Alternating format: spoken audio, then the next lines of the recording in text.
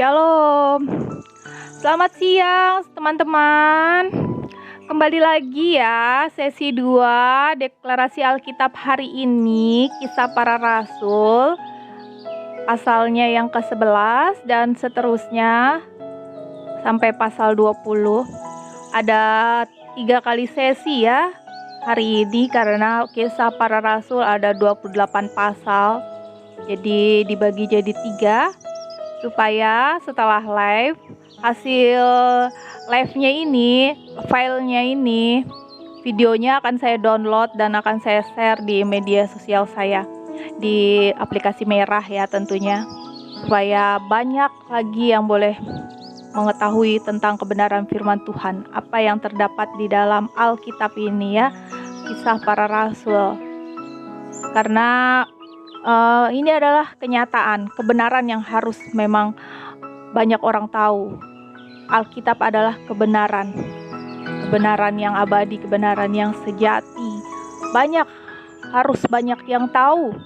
Ya, walaupun banyak yang mengolok-olok, yang nyeleneh, yang selalu mengklaim, mencomot-comot, tetap kita berdiri tegak untuk terus kabarkan tentang firman Tuhan. Dengan cara mendeklarasikan seperti ini pun akan semakin banyak jiwa-jiwa yang haus akan datang kepada Tuhan Yesus Kristus. Haleluya. Salam Kak Yohanes. Salam teman-teman terkasih semua. Oke, mari kita bersatu dalam doa sebelum memulai deklarasi Alkitab. Nanti kalau di pertengahan ada komentar yang seperti apa, baru aku matikan komentar ya. Karena biar saudara-saudara terkasih yang bertemu di dalam komentar ini boleh saling memberkati, boleh sapa-sapa. Tapi nanti kalau ada komentar dari saudara-saudara sebelah yang mengganggu pembacaan firman Tuhan, akan aku matikan komentarnya ya. Kalau nanti sudah mulai rusuh gitu, aku akan matikan komentarnya. Mari kita bersatu di dalam doa. Bapa yang ada di sorga, di dalam nama Tuhan Yesus Kristus, Tuhan, terima kasih ya Bapak. Kami sudah sampai di sesi 2 deklarasi Alkitab hari ini, Kisah Para Rasul, terambil dalam pasalnya yang 11 dan seterusnya ya Tuhan.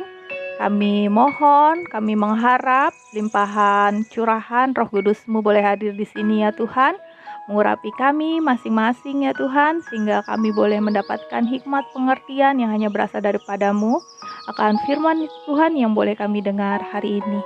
Tuhan Yesus pun bekerja untuk semua anak-anak-Mu dimanapun mereka berada, yang hari ini sedang beraktivitas. Tuhan selalu menyertai, selalu memberkati dan menopang setiap apapun yang mereka kerjakan dengan kekuatan yang berasal daripada-Mu. Dan Tuhan Yesus pun mengasihi semua saudara-saudara yang belum mengenal Engkau ya Bapak.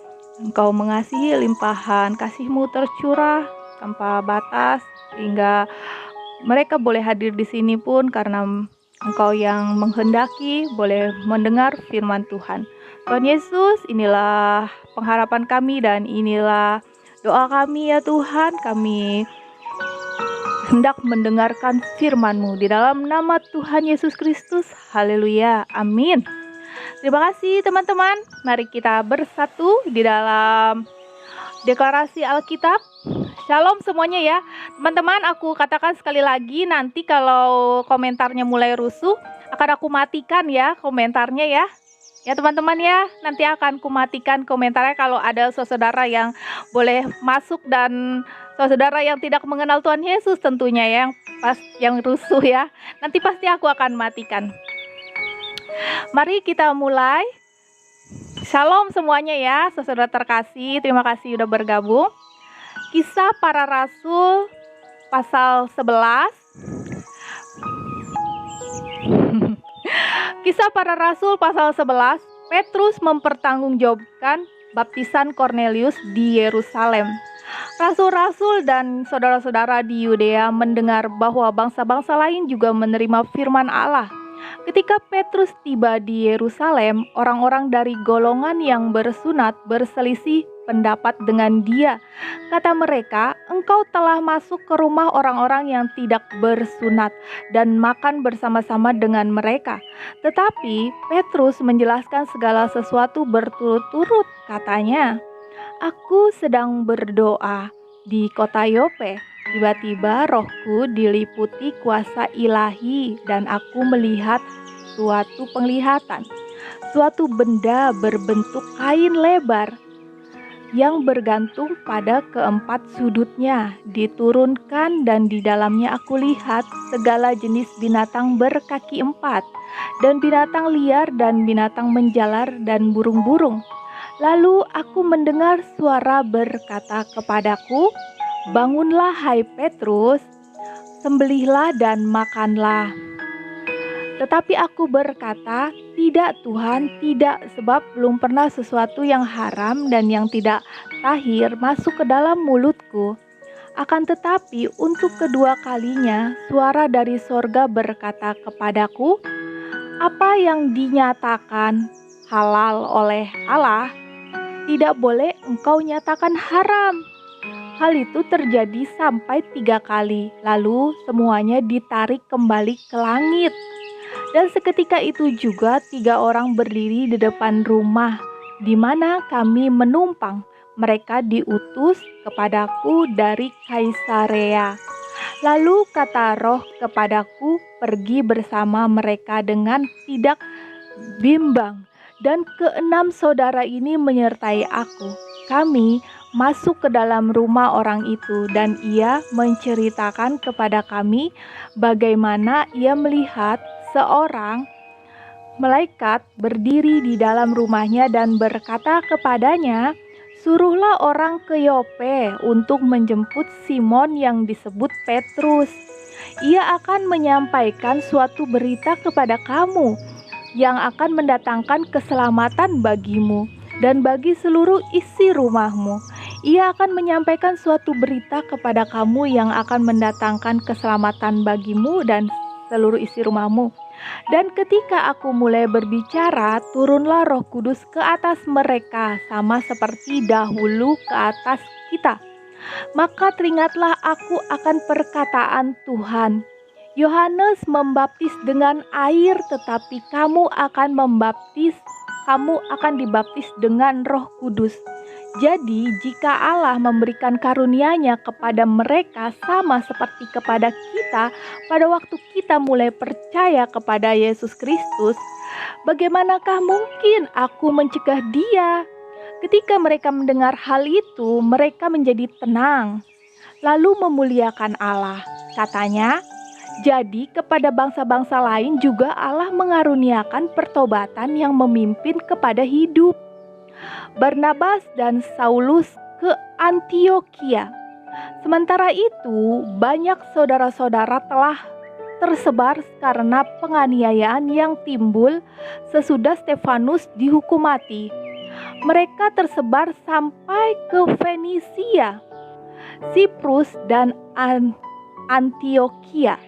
Namun mereka memberitakan Injil kepada orang Yahudi saja.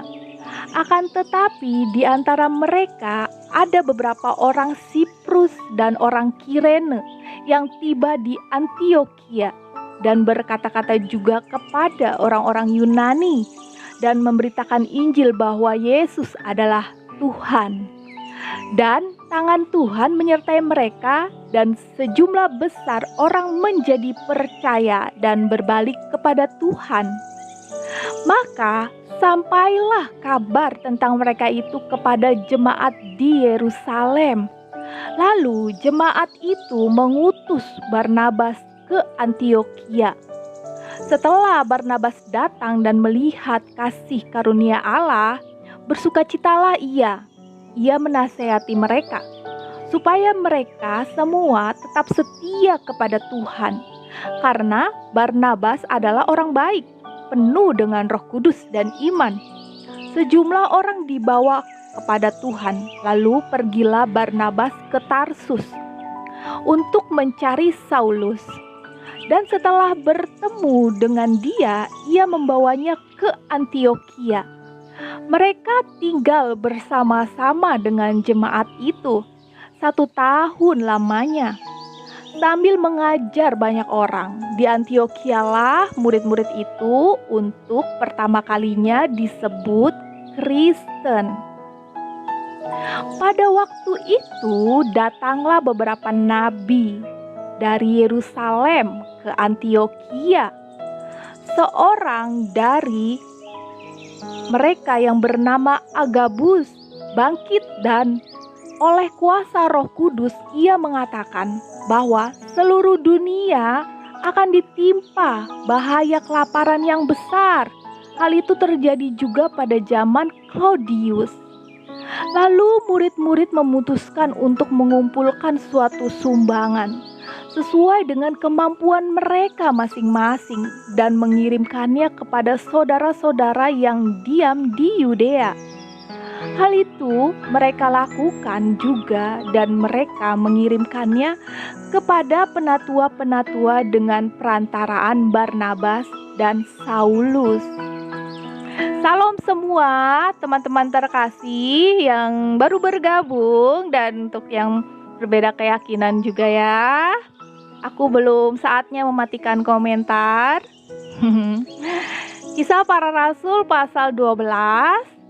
Yakobus mati, Petrus dilepaskan dari penjara. Salam Kak Paulinus. Kira-kira pada waktu itu Raja Herodes mulai bertindak dengan keras terhadap beberapa orang dari jemaat. Ia menyuruh membunuh Yakobus, saudara Yohanes, dengan pedang. Ketika ia melihat bahwa hal itu menyenangkan hati orang Yahudi, ia melanjutkan perbuatannya itu dan menyuruh menahan Petrus. Waktu itu hari raya roti tidak beragi. Setelah Petrus ditangkap, Herodes menyuruh memenjarakannya di bawah penjagaan 4 regu, masing-masing terdiri dari 4 prajurit.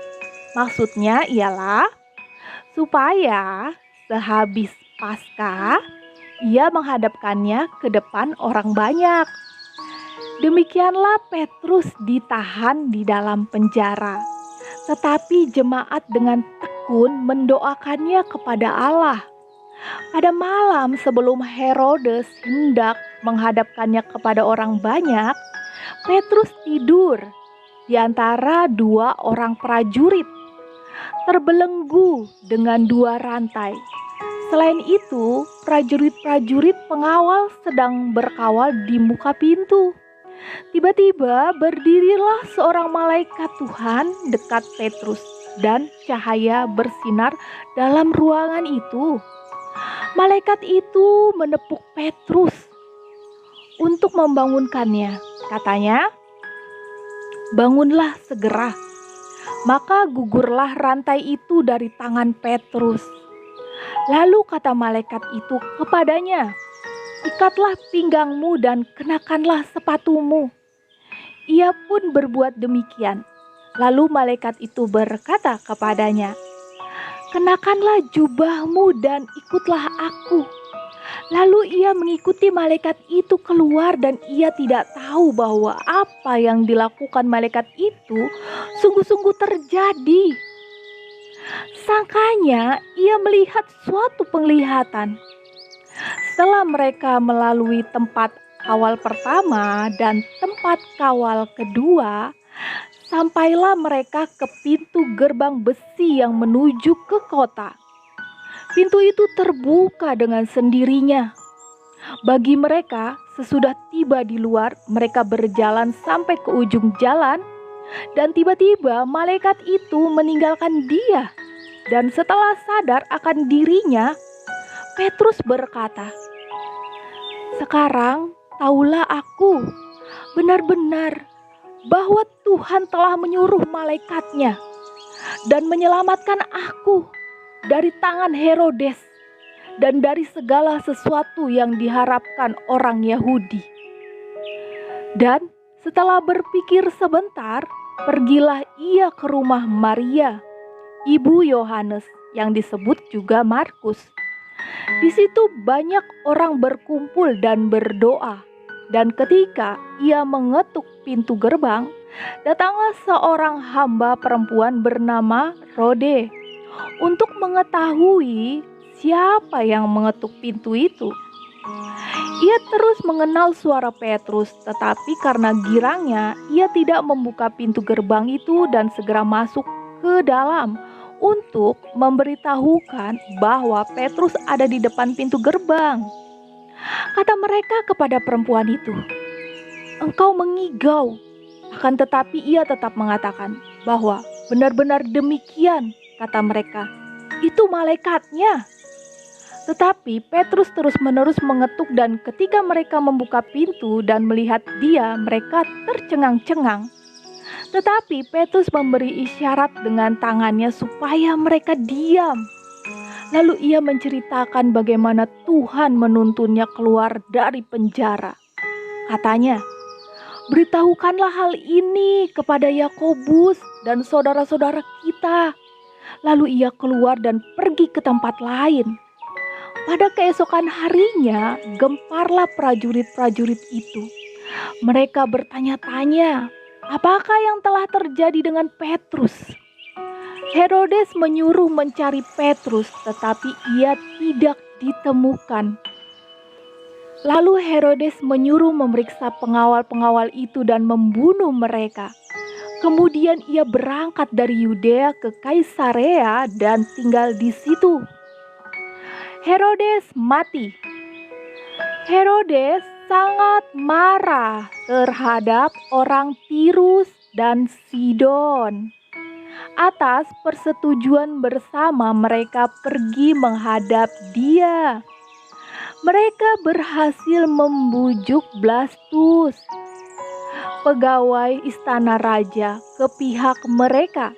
Lalu mereka memohonkan perdamaian karena negeri mereka beroleh bahan makanan dari wilayah raja. Dan pada suatu hari yang ditentukan, Herodes mengenakan pakaian kerajaan, lalu duduk di atas tahta dan berpidato kepada mereka. Dan rakyatnya bersorak membalasnya, "Ini suara Allah dan bukan suara manusia." Dan seketika itu juga ia ditampar malaikat Tuhan karena ia tidak memberi hormat kepada Allah. Ia mati dimakan cacing-cacing. Shalom Kak Ikawani, shalom semua saudara terkasih ya. Barnabas dan Saulus diutus. Maka firman Tuhan makin tersebar dan makin banyak didengar orang. Barnabas dan Saulus kembali dari Yerusalem setelah mereka menyelesaikan tugas pelayanan mereka. Mereka membawa Yohanes yang disebut juga Markus. Kisah Para Rasul pasal 13. Pada waktu itu, dalam jemaat di Antioquia ada beberapa nabi dan pengajar. Barnabas dan Simeon yang disebut Niger, dan Lukius orang Kiren, dan Menahem yang diasuh bersama dengan raja wilayah Herodes dan Saulus. Pada suatu hari ketika mereka beribadah kepada Tuhan dan berpuasa, berkatalah Roh Kudus, "Khususkanlah Barnabas dan Saulus bagiku untuk tugas yang telah kutentukan bagi mereka." Maka berpuasa dan berdoalah mereka. Dan setelah meletakkan tangan ke atas kedua orang itu, mereka membiarkan keduanya pergi. Saulus dan Barnabas di Pulau Siprus. Oleh karena disuruh Roh Kudus, Barnabas dan Saulus berangkat ke Seleukia. dan dari situ mereka berlayar ke Siprus. Setiba di Salamis, mereka memberitakan firman Allah di dalam rumah-rumah ibadat orang Yahudi. Dan Yohanes menyertai mereka sebagai pembantu mereka. Mereka mengelilingi seluruh pulau itu sampai ke Pafos. Di situ mereka bertemu dengan seorang Yahudi bernama Bar Yesus. Ia seorang tukang sihir dan nabi palsu. Ia adalah kawan gubernur pulau itu, Sergius Paulus, yang adalah orang cerdas.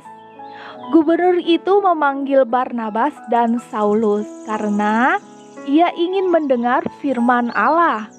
Tetapi Elimas, demikianlah namanya dalam bahasa Yunani, tukang sihir itu menghalang-halangi mereka dan berusaha membelokkan gubernur itu dari imannya.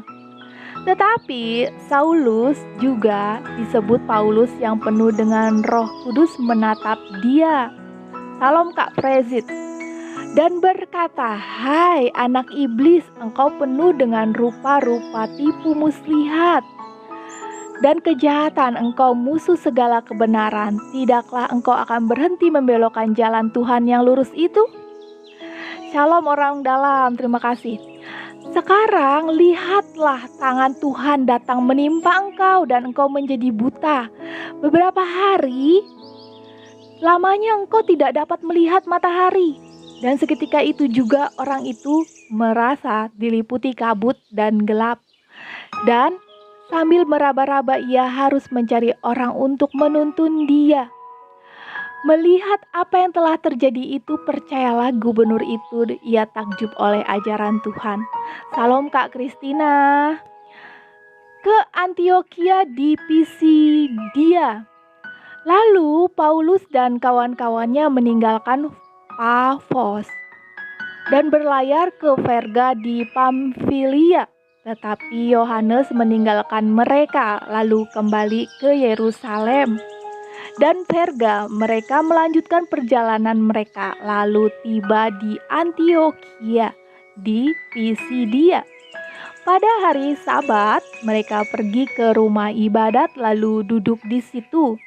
Setelah selesai pembacaan dari hukum Taurat dan kitab nabi-nabi, pejabat-pejabat rumah ibadat menyuruh bertanya kepada mereka, "Saudara-saudara, jikalau saudara-saudara ada pesan untuk membangun dan menghibur umat ini, silakan."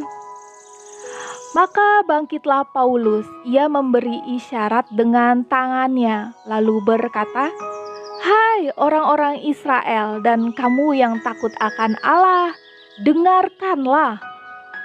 Allah umat Israel ini telah memilih nenek moyang kita dan membuat umat itu menjadi besar.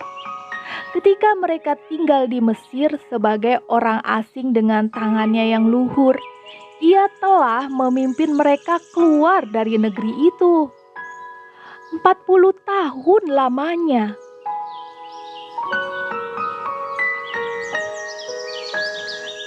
Ia sabar terhadap tingkah laku mereka di padang gurun, dan setelah membinasakan 7 bangsa di tanah Kanaan, ia membagi-bagikan tanah itu kepada mereka untuk menjadi warisan mereka. Selama kira-kira 450 tahun sesudah itu, ia memberikan mereka hakim-hakim sampai pada zaman Nabi Samuel. Kemudian mereka meminta seorang raja dan Allah memberikan kepada mereka Saul bin Kis dari suku Benyamin 40 tahun lamanya. Setelah Saul disingkirkan, Allah mengangkat Daud menjadi raja mereka. Tentang Daud, Allah telah menyatakan, "Aku telah mendapat Daud bin Isai, seorang yang berkenan di hatiku dan yang melakukan segala kehendakku. Dan dari keturunannya lah sesuai dengan yang telah dijanjikannya, Allah telah membangkitkan juru selamat bagi orang Israel, yaitu Yesus. Menjelang kedatangannya, Yohanes telah menyerukan kepada seluruh bangsa Israel supaya mereka bertobat dan memberi diri dibaptis. Dan ketika Yohanes hampir selesai menunaikan tugasnya, ia berkata, "Aku bukanlah dia yang kamu sangka, tetapi ia akan datang kemudian daripadaku, membuka kasut dari kakinya pun aku tidak layak." Hai saudara-saudaraku, baik yang termasuk keturunan Abraham maupun yang takut akan Allah, kabar keselamatan itu sudah disampaikan kepada kita. Sebab penduduk Yerusalem dan pemimpin-pemimpinnya tidak mengakui Yesus.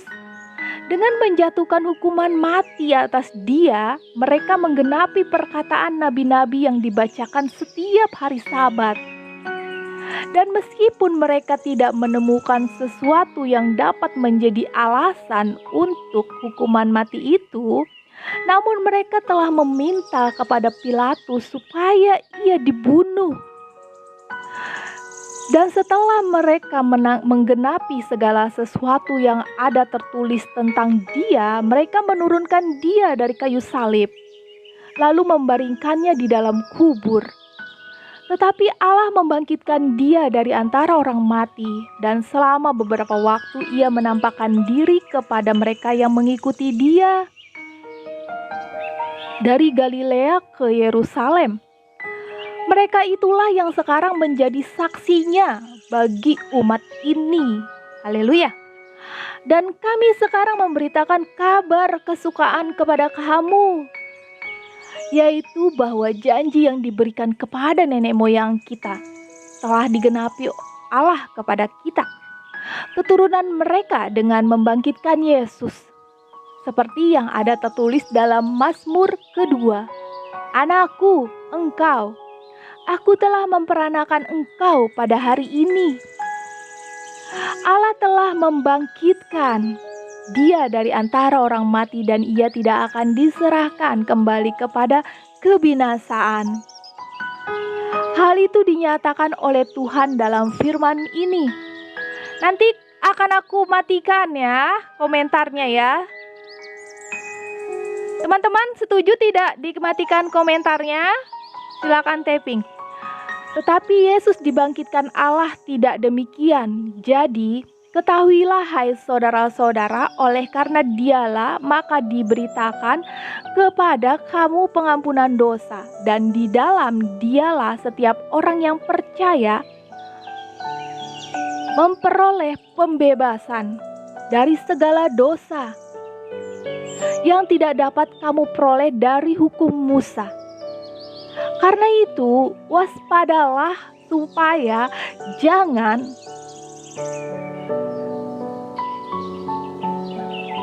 berlaku atas kamu apa yang telah dikatakan dalam kitab nabi-nabi. Ingatlah, hai kamu penghina-penghina, tercenganglah dan lenyaplah. Sebab aku melakukan suatu pekerjaan dalam zamanmu, suatu pekerjaan yang tidak akan kamu percayai jika diceritakan kepadamu. Ketika Paulus dan Barnabas keluar, mereka diminta untuk berbicara tentang pokok itu. Pula pada hari Sabat berikutnya, setelah selesai ibadah, banyak orang Yahudi dan penganut-penganut agama Yahudi yang takut akan Allah mengikuti Paulus dan Barnabas. Kedua rasul itu mengajar mereka dan menasihati supaya mereka tetap hidup di dalam kasih karunia Allah. Pada hari Sabat berikutnya, datanglah hampir seluruh kota itu berkumpul untuk mendengar firman Allah. Akan tetapi ketika orang Yahudi melihat orang banyak itu, penuhlah mereka dengan iri hati, dan sambil menghujat, mereka membantah, apa yang dikatakan oleh Paulus. Tetapi dengan berani Paulus dan Barnabas berkata, memang kepada kamulah firman Allah harus diberitakan lebih dahulu. Tetapi kamu menolaknya dan menganggap dirimu tidak layak untuk beroleh hidup yang kekal. Karena itu kami berpaling kepada bangsa-bangsa lain. Sebab inilah yang diperintahkan kepada kami. Aku telah menentukan engkau menjadi terang bagi bangsa-bangsa yang tidak mengenal Allah, supaya engkau membawa keselamatan sampai ke ujung bumi. Mendengar itu bergembiralah semua orang yang tidak mengenal Allah, supaya engkau membawa keselamatan sampai ke ujung bumi. Mendengar itu bergembiralah semua orang yang tidak mengenal Allah, dan mereka memuliakan firman Tuhan, dan semua orang yang ditentukan Allah untuk hidup yang kekal menjadi percaya. Lalu firman Tuhan disiarkan di seluruh di daerah itu. Haleluya.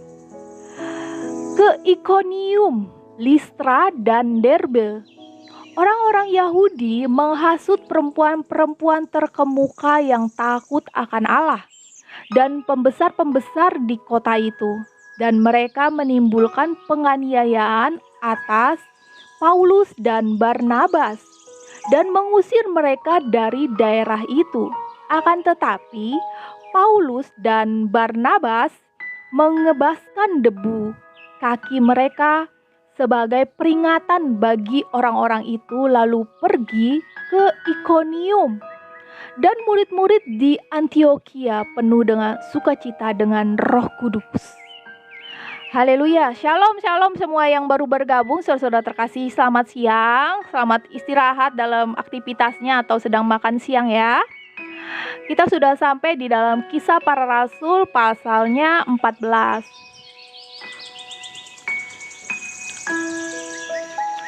Kisah Para Rasul pasal 14. Di Ikonium pun kedua rasul itu masuk ke rumah ibadat orang Yahudi, lalu mengajar sedemikian rupa sehingga sejumlah besar orang Yahudi dan orang Yunani menjadi percaya. Tetapi orang-orang Yahudi yang menolak pemberitaan mereka memanaskan hati orang-orang yang tidak mengenal Allah dan membuat mereka gusar terhadap saudara-saudara itu. Paulus dan Barnabas tinggal beberapa waktu lamanya di situ. Mereka mengajar dengan berani karena mereka percaya kepada Tuhan, dan Tuhan menguatkan berita tentang kasih karunia-Nya dengan mengaruniakan kepada mereka kuasa untuk mengadakan tanda-tanda dan mujizat-mujizat. Tetapi orang banyak di kota itu terbelah menjadi dua. Ada yang memihak kepada orang Yahudi, ada pula yang memihak kepada kedua rasul itu.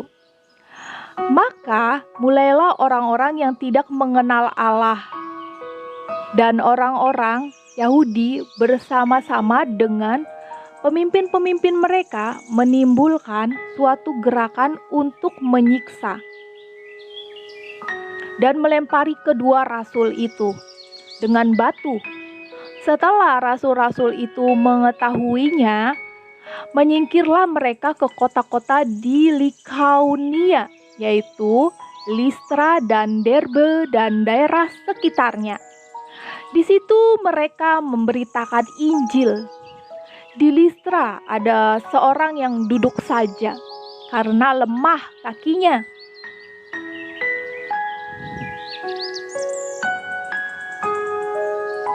Dan lumpuh sejak ia dilahirkan dan belum pernah dapat berjalan. Ia duduk mendengarkan.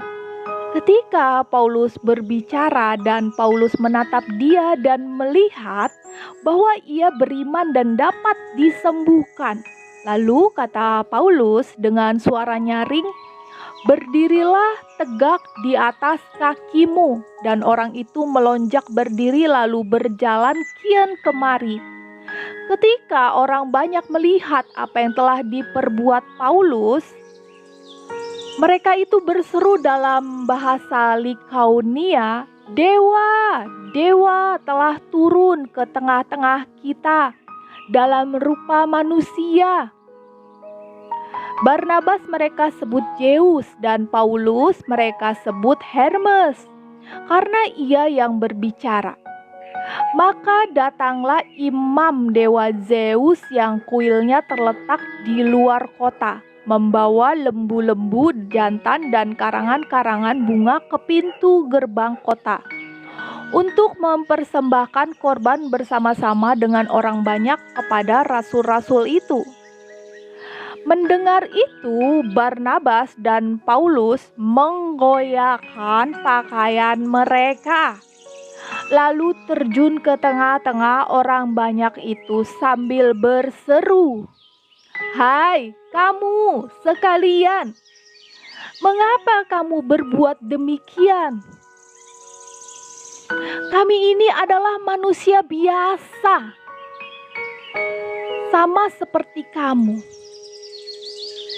Kami ada di sini untuk memberitakan Injil kepada kamu." Sebentar teman-teman ya.